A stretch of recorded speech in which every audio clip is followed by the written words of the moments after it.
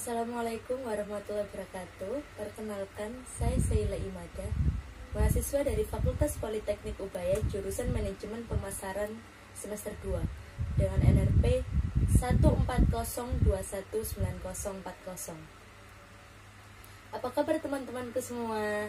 Sudah hampir sebulan kita dikarantina karena adanya virus COVID-19. Kita dihimbau agar tetap berada di rumah, melimitasi akses kita keluar rumah. Ketika membicarakan tentang wabah virus corona yang menyerang saat ini, banyak yang salah mengartikan istilah-istilahnya. Virus corona merupakan jenis virus yang menyerang saluran pernafasan. Adapun yang dapat menjangkit manusia antara lain MERS, SARS, dan juga COVID-19 yang mewabah saat ini. Wabah ini disinyalir berasal dari wilayah kota Wuhan, Tiongkok. Menurut peneliti Tiongkok, virus corona menyebar melalui hewan ke manusia. Infeksi virus corona mengakibatkan penyakit dengan gejala-gejala antara lain batuk, flu, demam, serta sesak nafas dan gejala lain muncul seperti hilangnya rasa dan bau. Menurut WHO, virus corona menyebar melalui tetesan cairan yang dikeluarkan oleh individu yang telah terjangkit virus saat batuk atau bersin. Virus ini telah menyebar hampir ke setiap negara di dunia, sejak pertama kali muncul di Tiongkok, Cina. Di Cina, virus telah menelan korban jiwa yang mencapai 3.070 jiwa. Di negara Italia, korban tewas 17.127, untuk angka kesembuhan 24.392. Contoh negara lain seperti Spanyol, Amerika Serikat, Prancis merupakan negara yang banyak kehilangan nyawa penduduknya hingga puluhan ribu jiwa. Dan di negara kita sendiri, kasus COVID-19 ini sudah menyebar hampir ke semua provinsi. Padahal, awal bulan lalu, penyebaran baru berada di seputar DKI Jakarta dan Jawa Barat. Virus corona sampai hari ini telah memakan korban 3.842 positif dan 327 orang meninggal.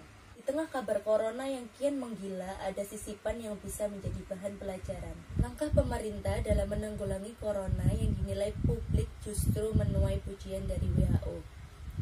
Pandemik yang membekukan dunia ini memang wajib ditangani secara serius, karena hal ini telah menyangkut keselamatan jiwa.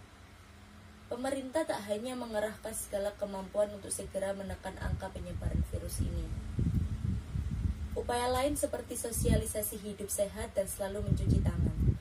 Sayangnya, di tengah meluasnya penyebaran virus ini, ada oknum-oknum yang sengaja memecah keadaan dengan menggelontorkan narasi pecundang, serta memojokkan pemerintah. Bahkan ada pula protes dilayangkan, kenapa nggak dilakukan lockdown saja? Tapi ketika sekolah diliburkan, kantor ditutup, akses publik di stop, dan wajib berada di rumah, masyarakat malah banyak yang jalan-jalan hingga upload foto. Jika begini, tentunya akan kontras dengan keadaan. Beragam imbauan agar terus tetap melakukan social distancing dengan melakukan lockdown secara mandiri di rumah. Nyatanya tak mereka lakukan. Mereka sudah kebal dan sesumbar tak takut jika dirinya bakal terpapar. Jika sudah terpapar, barulah narasi lain muncul. Tudingan miring dilayangkan. Bukan terang-terangan membela pemerintah, namun ayolah berbenah sadar diri, gali beragam informasi virus COVID-19 yang tengah melanda negeri. Harus diantisipasi mulai dari diri sendiri. Jika tidak terpapar, jangan jadi agen penularan. Sudah waktunya meredam kepanikan, ketakutan, serta pesimisme yang terus bergulir. Mari bersama-sama menghadapi pandemik ini agar segera lekas berlalu. Peraturan atau kebijakan yang telah ditetapkan oleh pemerintah tentu sangat berpengaruh terhadap segala sektor, termasuk perekonomian dan kehidupan sosial dalam masyarakat. Berdasarkan informasi di media, beberapa hari lalu bahwa lebih kurang 50 juta orang terancam kehilangan pekerjaan akibat dampak pandemik virus corona. Sulit untuk dibayangkan, bila terjadi pengangguran maka masalah sosial akan terus bermunculan. Seperti ojol, UMKM, buruh, terancam kehilangan pendapatan. Namun, semua itu perlu digarisbawahi bahwa Apapun yang dilakukan pemerintah adalah sebagai bentuk kepedulian untuk menekan angka kematian dan memutus rantai penyebaran virus COVID-19. Jika kita bangsa Indonesia betul-betul memiliki rasa dan kepekaan sebagai manusia yang adil dan beradab, maka inilah saatnya kita membuktikannya. Apakah kita sudah adil dan sungguh beradab jika kita tidak bisa menahan diri untuk tidak sering keluar rumah, apalagi berkumpul dalam keramaian, supaya tidak memperparah penularan dan penyebaran virus corona. Terima kasih. Stay safe and keep healthy teman-teman dan dosenku.